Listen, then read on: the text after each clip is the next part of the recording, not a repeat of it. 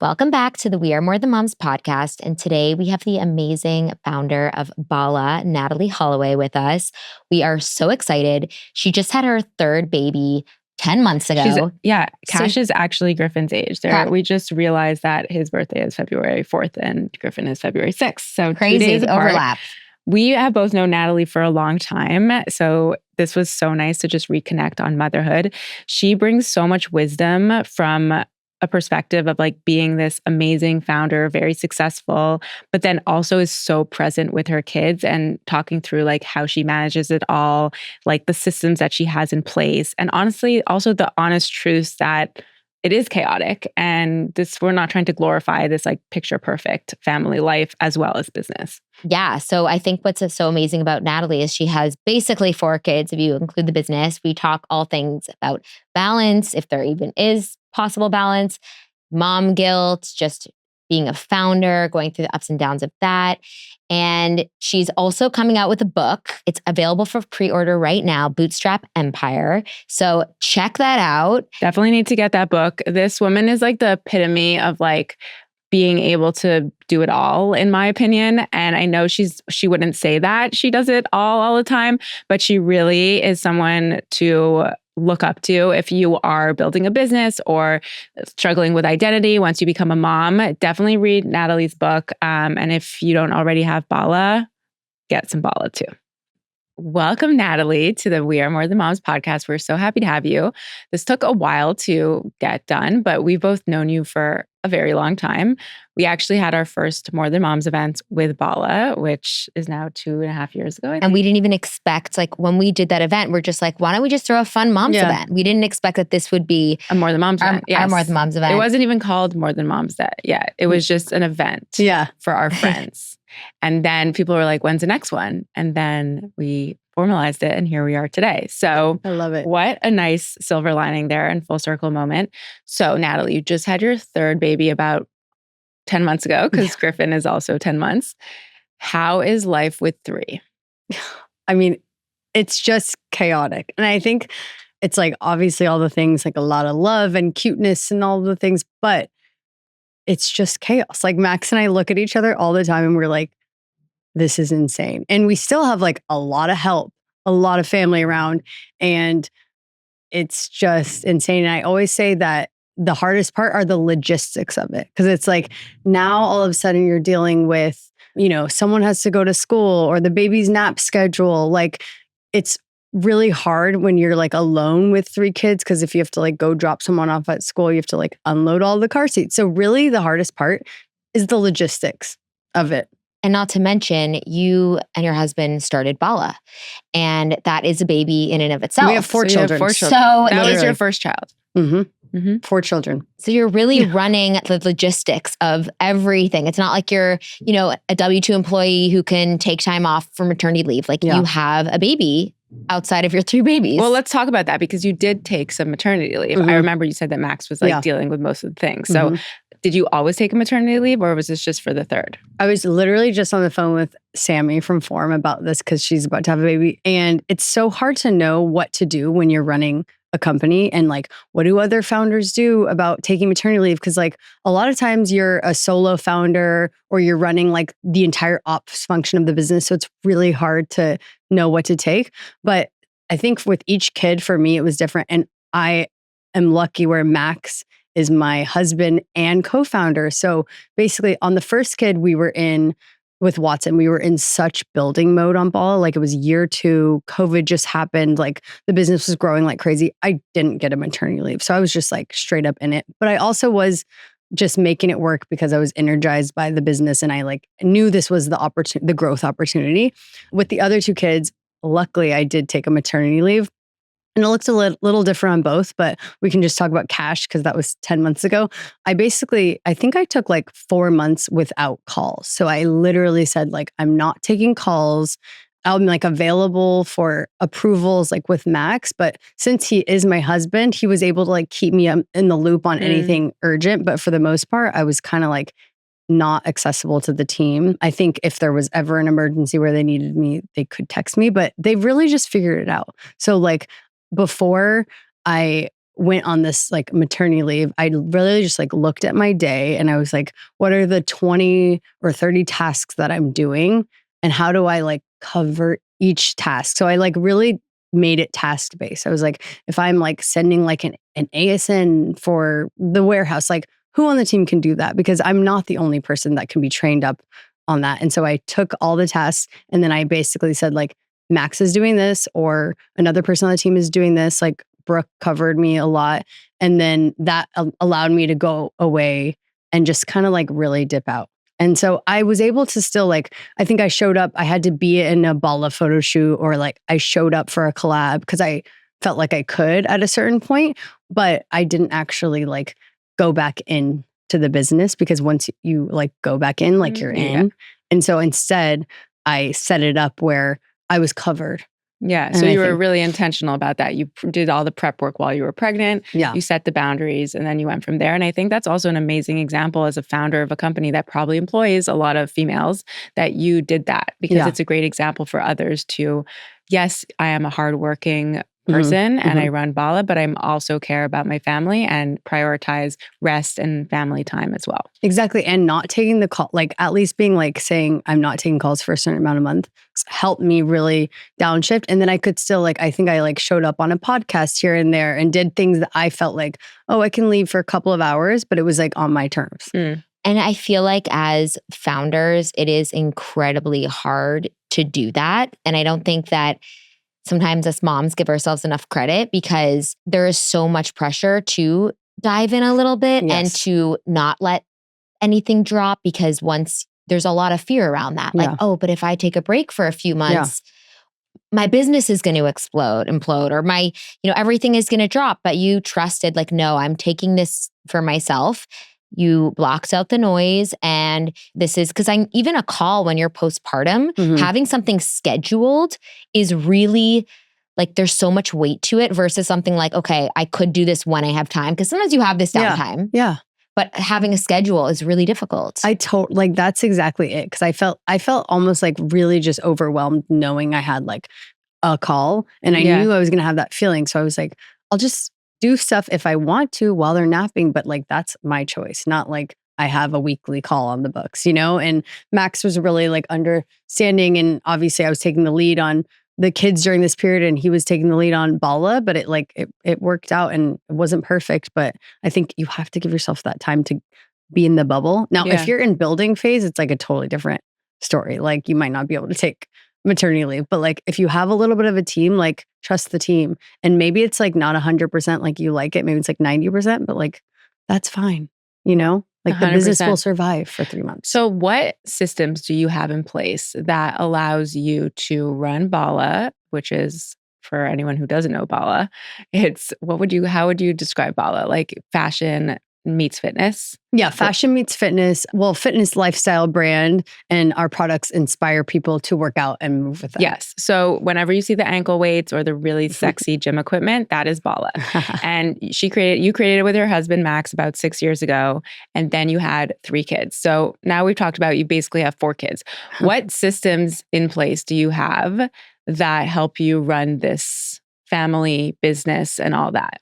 Well, first and foremost, my mom is my nanny. And I think that's like, honestly, I couldn't have had 3 kids if it weren't for her. So she is like our anchor. Like she's there all day helping me. Even if I'm like hanging with the kids too, like she's helping, So it's mom as nanny is like crucial. And then I think for me, I heard the Spotify founder say, I might butcher the quote, but essentially like if something comes across his desk and he's done that task before, he either tries to like delegate it, like optimize it, or outsource it, something like that.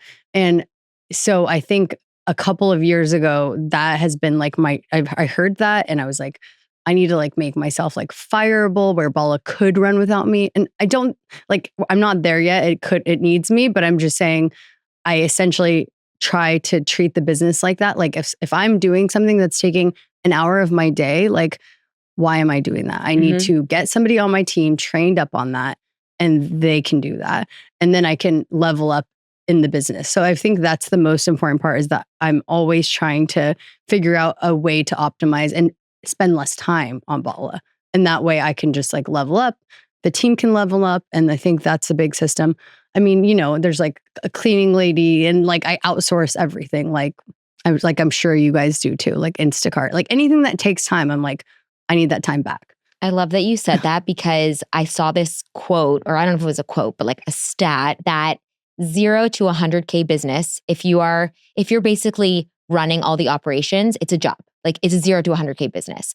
Then the next level is like you have some help, but then the top level when you have a scalable business is when you are the top of the system. Like you have everyone who's pretty much in the weeds of the day to day, but you are overseeing the system. So by the time it gets to you, you're kind of like, you're not focused on the minutia, the little ins and the outs. Like you really are the head of CEO and you are at home too. So it makes sense that like you're getting to a point where you could scale, you are scaling and also not having to be in the weeds. Yeah, exactly. And I see that as like getting time back like with my kids. If I can like, I don't need to do this like one specific ops task. Like somebody else should, because the company should run without me. And so I think that's like the journey I've been on. And really also it's like for my sanity, because it's like, we were talking about this a little bit before, like you have 3 kids, all of a sudden you're like split in a third, split in a fourth if you count the business, so you really need to maximize your time.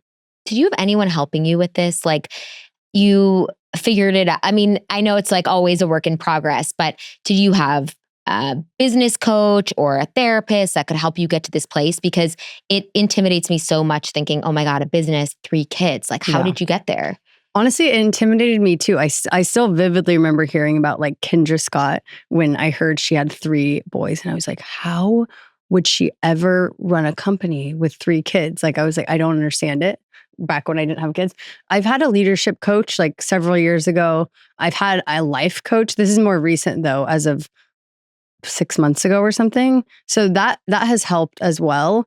With the life coach, I did a few things. Like Max did a life coach and it kind of like changed his life as it should. And I was like, I'll just do one. Like I feel fine, but like let's do a life coach. And I remember I was feeling like there wasn't enough time in the day. I wasn't able to be present with like the kids or at Bala because I felt like I was pulled in both directions. And there were a few other issues. And the first thing we did was we like created a mantra together. And it was like, it's kind of long. I forget it exactly, but it was something like, I am present. I choose this life.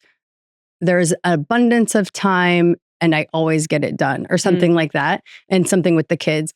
And even just this one simple like thing that I was like, I had it printed out or written out right at my desk. I had it on my notebook. Like I just kind of reminded myself when I would get overwhelmed. And even a simple thing like that, like the mantra, it really helped me. So that, and then we also did this thing that was interesting. And I'm sure there's one online you could pull, but it was like a time and energy audit where I remember feeling like incredibly overwhelmed, like especially the like dinner time was hectic, like the 4 to 7, where it was like a million tasks and the kids were crazy and it was just nuts. And so we did this time and energy audit where you kind of like do like 15 or 20 minute increments and say what you're doing during that time and like if it fuels you or if it aligns with your values and any notes.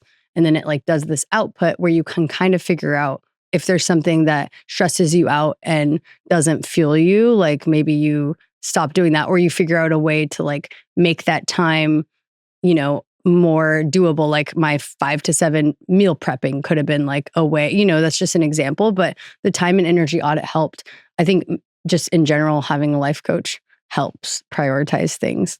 I love that. One thing you mentioned was about time, like you have an abundance of time. And I think as moms, we're always like, you don't have enough time. And sometimes we like focus so much on that it actually makes it so much worse instead of being like, every day I have an abundance of time and it's like my choice how I want to spend it with it. So I think similar to you, it's what you've done. And one thing I really admire about you is not only do you have an incredibly successful, large company, you also are extremely present with your kids. And I think a lot of time people think when someone is this like big time CEO of a big brand, they think that like, oh, they're into this like hustle culture. They're constantly at work. They're constantly building. But you have managed, obviously with systems, with help and all that, but it does start from you. So you have managed to still make sure you are spending a really good amount of time with your kids. Go to the park, go to the library, go to school drop-offs and things like that, as well as be that front person for Bala. But now also you've also become more of like this like content creator, putting out content, being on more podcasts, business things. So it's really amazing how you've been able to like marry all of those things together, but without sacrificing that core family. Yeah, I mean, well, I think there's always a sacrifice, It's like even like being here, like, well, I could be at home with the kids, but it's like I stacked it because like I have to go to the office because a bunch of the team's in town and this is by the office. So I was like, oh, that's great, And I think there's ways like, tips and tricks where you can like stack your days and be like, if I'm going to the park, I'm like, don't have meetings for 4 hours or whatever. But I do think, yeah, there's always a sacrifice, but I think that it's just hard when you're, this, like when you're ambitious, but you also like want to be a stay-at-home mom. And obviously I'm not a stay-at-home mom, but it's like, I want to be a stay-at-home mom. I'm also ambitious. So I'm like constantly fighting this battle. And I feel like you probably can relate to that, where you're like, I don't just want to be a mom. I also want to be ambitious. And so I feel like you have to like figure out what works for you. And we were talking about this before too. It's like, I know that if I have more than one social obligation a week, I'll feel like I'm like missing out with my kids. I know if I have zero, I'll feel like I'm not a real adult and I didn't get to like put on mascara and look cute for the week or whatever. So I feel like you have to like almost do your time and energy audit and see what works for you to create that balance. And obviously there's always sacrifice, there's always mom guilt, but I don't know, sometimes that helps. And how do you work in time for yourself? And like, what are your favorite workouts from home? Like, how do you implement like self-care for you? Whenever I want, I'll like have a massage to the house or like go to a facial, I'll schedule that stuff in to work in time for myself. But like working out is honestly really hard. And I feel like I would have a goal of like going to the studio three times a week. And it's like, then I'm like failing that every time because it's so hard to leave the house, yeah. And so I just recently was like, I'm just gonna have a trainer I'm just gonna like do things that work for me. And so now I'm having a trainer come to me a couple of times a week. And so I know I'll at least do that workout and then maybe go to a studio. But I think it's like, I've just kind of accepted that right now with 3 children under 5 right now. Oh. Yeah. Well, he's still 4. Yeah. So 4, under 4 is like, it's just not going to be perfect. And like, sometimes it's like 2 weeks ago, we had the flu and like, it was just, the house looked like the craziest house, and I just think, and we couldn't have anyone clean because we had the flu, so sometimes it's just an era where it's going to be chaotic and not perfect. Where did you get this attitude from of just like, everything's kind of temporary, this is just a season, it will pass, like something else, it's going to come, like the flu, this is 2 weeks, let's say, of like messiness, chaotic, but like it will be fine soon? Gosh, I don't know. I feel like it's almost like a Buddhist like philosophy or something. My sister's Buddhist. Like I've been to a few meetings. I wouldn't say I'm Buddhist, but I think it's just like knowing it always does work out.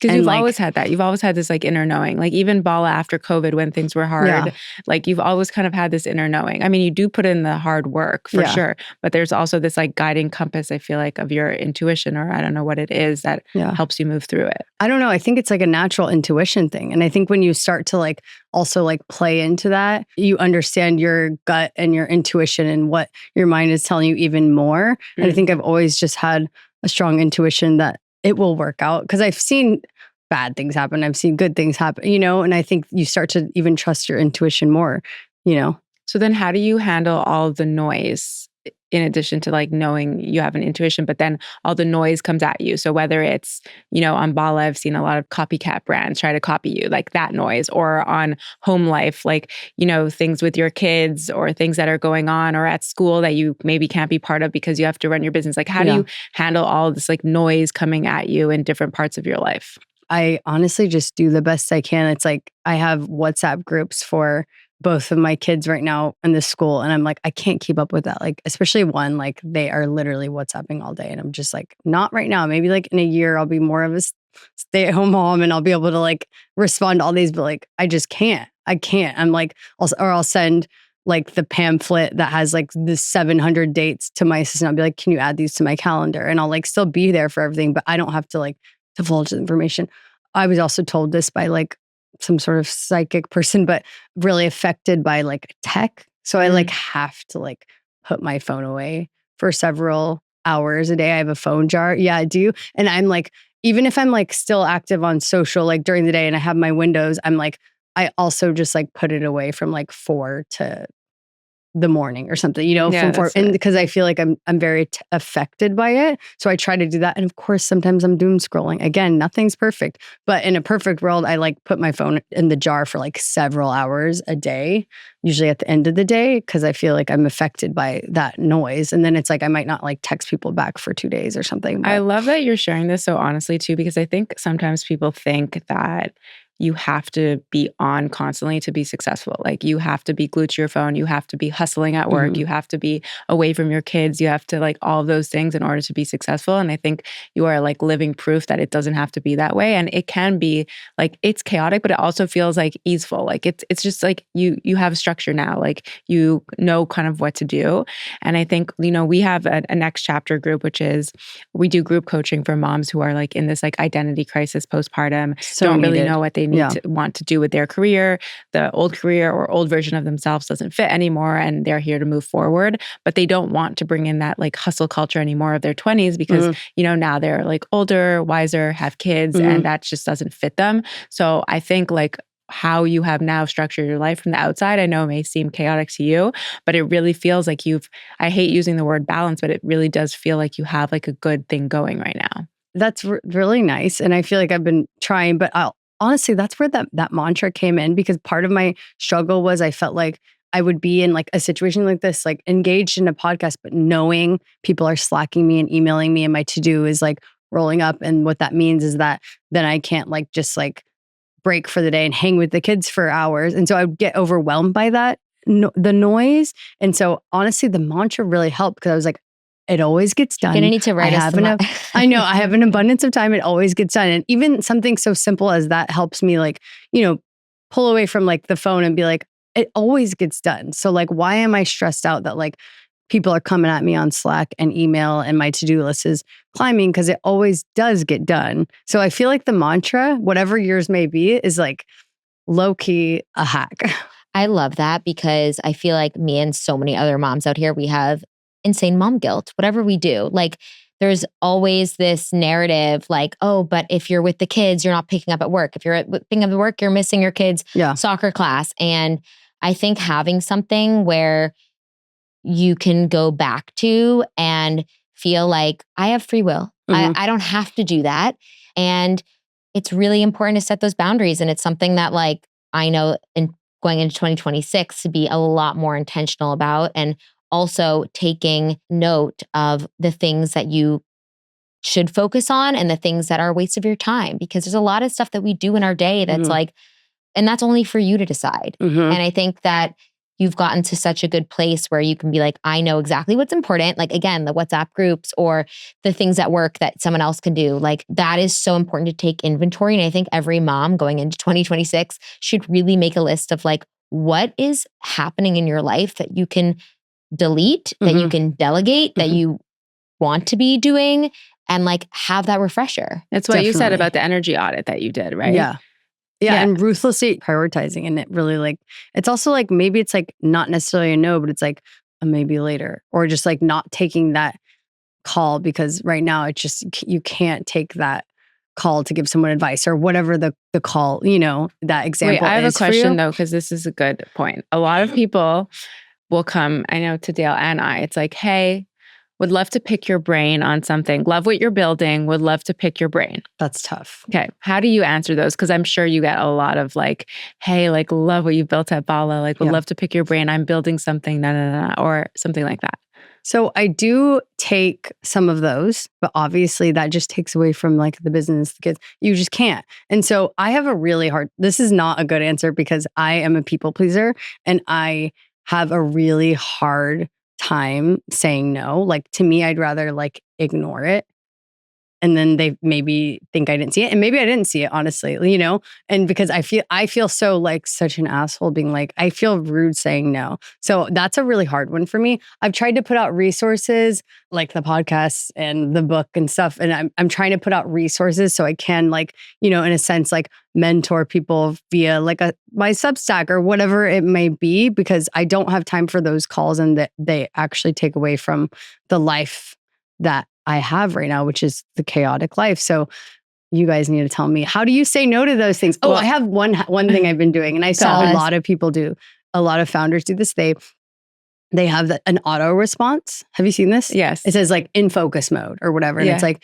basically I may or may not see your email. I'm in building mode. Like, here's some resources if you need to like get in contact with me. It's kind of unapologetic, and it's kind of a way to say, like, I have so many competing priorities. Like, I may not see this, and like, it's just respect. I've seen that, and I'll do that probably once a month for at least a week and just reset, and then it makes me feel like also like some of the bandwidth thing is like responding to emails. So it's like, it makes you, it's like a gracious way to like not respond, because it's not like you're being rude, but you actually just like, that takes away from like your kids or your business. And so that's a good one. Do you have anything good? But so what I typically do is I'll say something like, you know, right now I don't have the bandwidth to jump on a phone, but if there's any way I can help you via email, please feel free. Wait, so, I love that. Yes. But I think yours is good too, like the resources and whatnot. And if there's some ways I can direct them to a podcast episode or a Substack or something like that, great. But sometimes like a lot of those things, people just want to, and I was that girl too, when I was in my 20s, like I wanted to meet these founders and pick their brain. But now I realize that I still want to help them. I just can't afford like that 1 hour or whatever time. So I'll try to help them via email. And a lot of times they ask me a question, or if there's a connection I can make via email, I'm happy to do that. And I agree, because I can do 5 minutes on an email, you know what I mean? I just might not be able to do that. So I like that one. I liked your canned response, because it also allows you to be slower to respond and not feel guilty. Yeah. My whole thing is like, I hate when my emails stack up, and it gives me anxiety. Me too. But that's a me problem. What's your number that you have to end the day on? I have to end like under 15. No, see, like I need it to be 0. Yeah, I need it to be 0 see, that's crazy. I can't do that though, because what about like some of the bigger things, like reviewing a P&L? So you know what I do? I snooze them. Okay. So like you can click on them, and I'll say snooze this till tomorrow morning. So at least it's not unread, because that gives me anxiety. Oh, you can do that? Yeah. Oh my God. And by the way, I may need I do this all the time also for follow-up. So for example, if I write to someone and they haven't responded to me, I'll tell like Google to bring it back to my inbox in 3 days, let's say, if they haven't responded, so I know to follow up. Okay, I need to do that, because I'm like an under 15 girl, which I thought was like, really it's really good. It's great, but then just have them come back into your email so that you can see them all as read, but then they'll like come back tomorrow morning. And I might be more likely to do it. So that's like what sometimes I just leave it there, because I'm like, I'll never do that task. Yeah. Well, so I like to do it because I know, like I try to time block my days. And so if I know that I'm going to be having that email time tomorrow at 2 p.m., I have the email bounce back to my email at 2 p.m. I'm going to have to, I know, we'll look at snooze.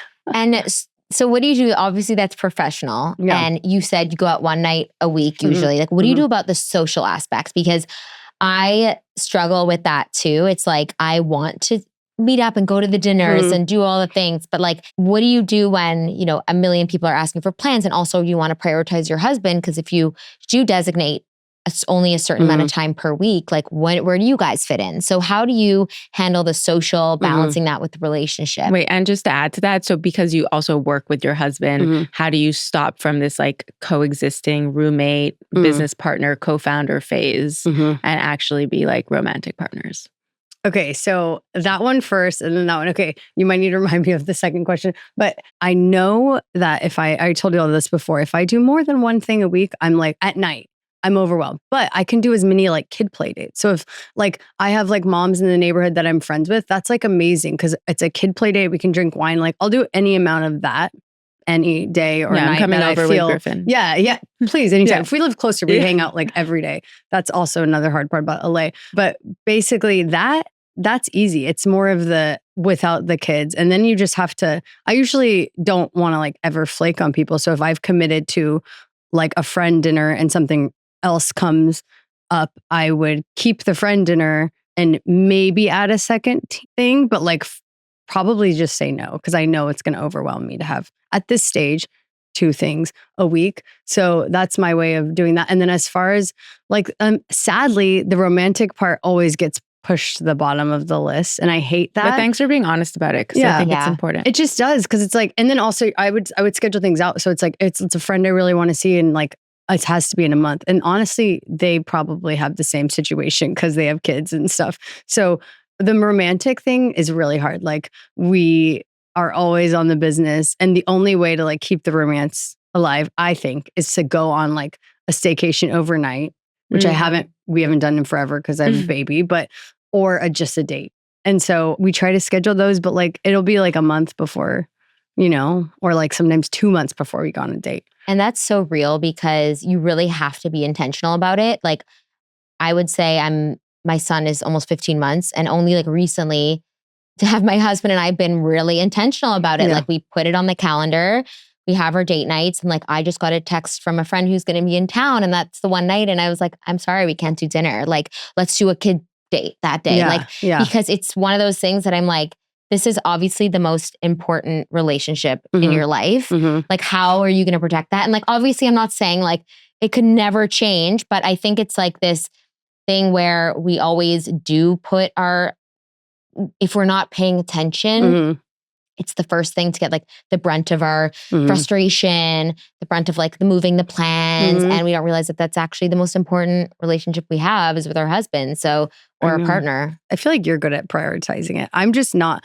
We are so bad at it. And also we work together. So you work together also. So that's like a, but we're going on my birthday date in a month. Like that'll be our one date. But you guys, that's great. You guys work together, but you also are very good at staying in each other's lanes. You stay in your lane, he stays in his lane. So like, I think, because we've talked about this before, so I know, but I think a lot of people assume like you work together, you're in every meeting together, but you're like, no, absolutely not. Never. Like he does his product development, operations, whatever, and I'm like marketing, brand, whatnot. And so there's not that much overlap. Yeah, like I'm about to go see him at the office, like with our whole team, and I'm like, this is exciting. We like never get to like hang out at work. We're like in passing, Like we know everything that's going on, but we're definitely like stay in our lanes in passing. I love that. You said I was good at the whole relationship thing, but I actually find like in this season, like we don't go as much.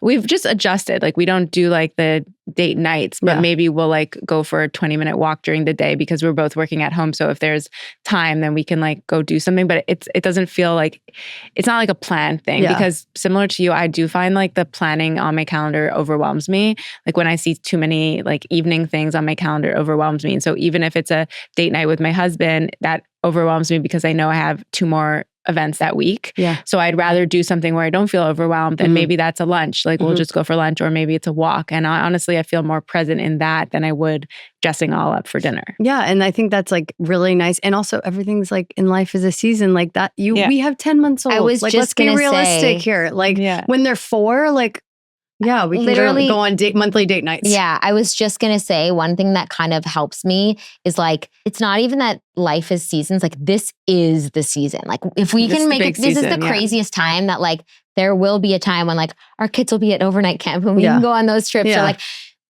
they can have sleepovers and like, there's going to be times when they're going to be old enough to have that autonomy more so. And I think we are in the thick of it.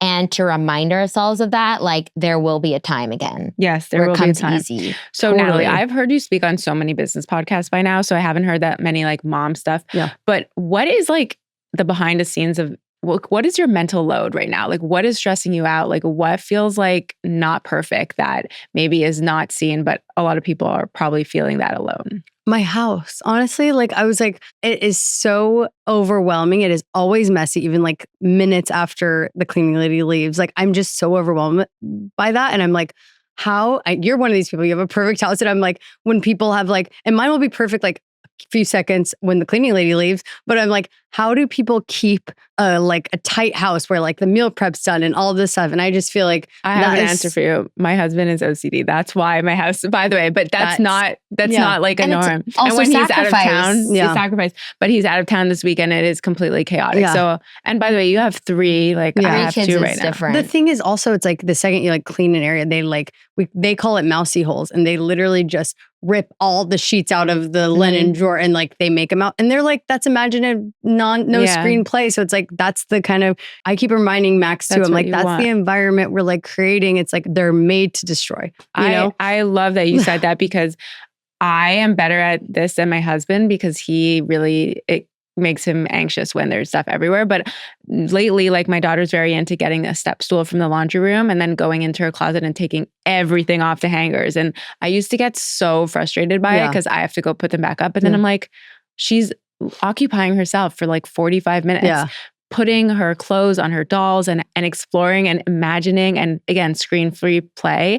And then I can spend time with Griffin too, put him to bed. And that's amazing. Yeah. Like win-win. It's so overwhelming. But I have talked to, there's like this thing called Sage, I think. And they have like house managers. And like, I think that there's like, I don't think it's like that expensive either. It's like an hourly cost that you like add. And I'm going to like explore that because I feel like that might help that chaotic part of my life. And maybe I'll have like a clean house for a week. They make it like approachable. So it's like, you know, people who are busy, who you just need help with like, again, the meal prep, whatever it is, the laundry.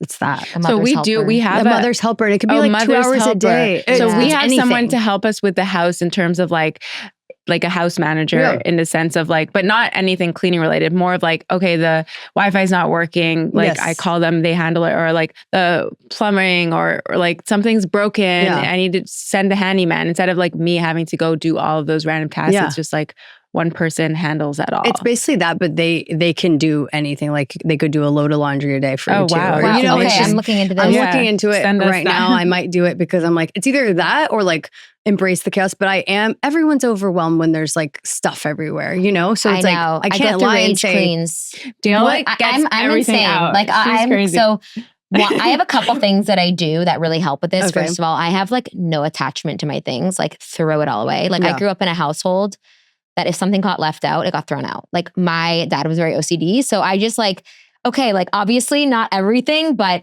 I'm just like, I had a closet organizer come the last couple of weeks. And she was like, I have never seen someone just so quickly be like, okay, then just put it in the trash. Like and I just got to a place amazing. Where that's how I feel about like the kids' toys that my husband's like, wait, like Luke plays with this every single day. And then another thing that I do, so I go through these rage purchase, which maybe isn't the healthiest thing. But then every day, like I always had this rule and I'm not always good about it, but like 10 things a day. So 10 things just in your house that get either thrown out, recycled, in the donation pile, and just that maintains everything. That's like great. A business card. No, but that's great. Like, I'm evil. Like I don't keep my kids' art. Like unless it's like a really I know people are sentimental about it. Art but is hard. That can be clutter so fast. I know. I'm just like not a sentimental person with things. Like give me a you know, or take a picture of it. Yeah. So I think it's one of the best things for my mental health because I realized having this stuff just in case is so much harder than managing everything. It's the Marie Kondo way. Yeah. And honestly, I read that book and it impacted, but then slowly things just got crazy. I mean, it's honestly with 3 kids. You have 3 kids. I think about that. 3 clothes, 3 sets of like their dragon toys. Like it's like, you know, it's a lot. We do accumulate a lot of stuff. So wait, talk to me about identity shifts for a second. You started Bala before all of these kids.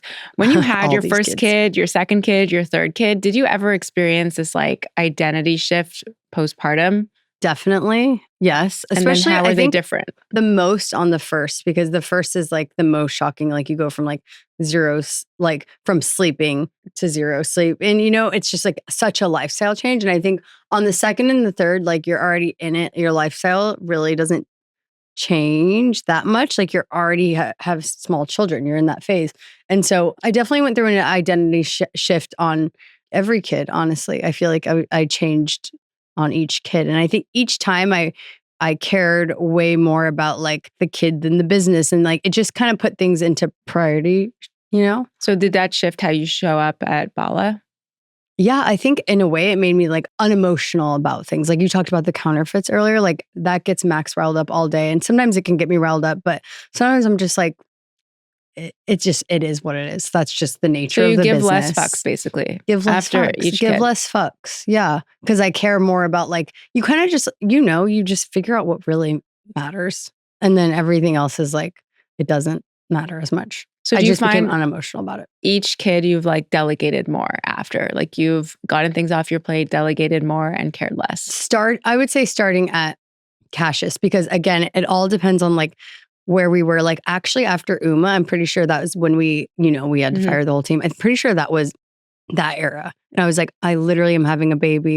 I don't even remember how it all went down, but we went from like 30 people to like 3 people with Walk Uma. us through that. So and what I happened? still was able to take a maternity leave. Walk us through what? Like going from 30 to 3 people. So it was COVID. You were skyrocketing. It was At-home basically, fitness. yeah, it was Bala grew 2 to 20 million in sales within a year. And we had to staff up and we hired 30 people. But then fitness took a downturn after COVID. And this is when everyone was laying off. Peloton, Shopify, like everyone was. This was like, I think 2022. And so we had to do a couple of really shitty rounds of layoffs and went back to 3 people. And around the same time, I had Uma. And so I think I actually took the maternity leave and then we did it. And now we've totally rebuilt, totally rebounded, and sales are a lot better. It'll be our best year yet. And so basically, I've only been on this like delegating journey probably for the last 2 years. What was a thing that helped you really grow again? Oh, bounce back. Yeah. We basically, I mean, it was not a bounce back. It took like at least a year and a half, but we cut all expenses. We were out of stock and items. We weren't spending on inventory. We weren't growing the team. Like it was just like 3 people and we were doing basically what we can. We were okay to have like a couple of flat years and we pulled back. We stopped spending on Meta. Like we just like went back to the basics and we were able to rebuild from a position of strength because we had done it the other way. And now we're rebuilding as like way smarter business people. And so we were able to rebuild like a system that worked. We were profitable like immediately in the rebuild. So we were able to just build back a profitable business. And then now we're like in a position where we're like growing and launching new products and always in stock and things like that. And tell us about Bala Mama. And Bala Mama. Yeah, Bala Mama. We basically launched Bala Mama because when I got pregnant with which baby? I think Cash. People asked me which products they can use that are like pregnancy safe. And you're always like, ask your doctor. But we were like, there's got to be products that can like, be with a woman throughout her pregnancy journey. Let's say you've been using Bala products like bangles and bars and the beam, but you are pregnant. But you want to like get products that are within your pregnancy journey. So we launched a few items and more to come so that we have products that are made specifically like the peanut for ball. The Bala Mama. Exactly. Or like, you just got pregnant. Everyone's giving gifts for the shower, but like, you want something too for your fitness journey. So we did that and we did like a belly band and a balance ball. It would be amazing. I know it's not fitness, but if you could launch a pregnancy pillow. I know. Oh. I love a pregnancy pillow. I know, Oh but my like God, there's was the not that many best. great ones. I've tried so many and there's always something missing. And I feel like if anyone's going to build a good one, it's That's you. actually a good idea. And also and a it wedge. would make sense. Yes. A what? A wedge. Oh. For like, because in a lot of workouts classes Oh, yeah, or for at Pilates. home, You have to put- the women put a wedge behind their back to do, That's a good idea. Yeah. Like if you go to a Pilates studio when you're pregnant, they give you this like wedge to put on a reformer. Yeah. Yeah. No, I like it. I'm Yeah. gonna I don't know how text Max that. Yeah. just To make see how it. You never know scalable it at is. home too. It's Okay, so helpful. dealing with like the hard times in Bala, how do you compartmentalize? And like you had to do a lot of layoffs, and emotionally, I know you as a person, I'm sure that was so hard for you because I think you're very similar to me in that regard. How do you like compartmentalize that so that that doesn't affect your home life with your kids? I mean, it definitely affected like my home life with Max. And I'm sure my kids, I think you kind of like can't. And I think you would just like have to feel those feelings and you have to like move through them. And it was horrible. And I was like, I have a newborn, yet I'm like laying all these people off. Like, it's just, I think I just took it as like, this is the season and you have to feel the lows of that. And I think our ethos during that time was just like, let's like stay in business. Like we have no idea what's going to happen. Let's just like keep the business intact. And every day that we're like, cutting costs and firing people, like we're able to stay in business and then like rebuild from a position of strength. And I think during that time, we also said, it's okay if the business is just like smaller than we thought, and then what we didn't realize is that rebuilding profitably allowed us to unlock further growth. But we essentially were like, we were just okay with like contracting a little bit.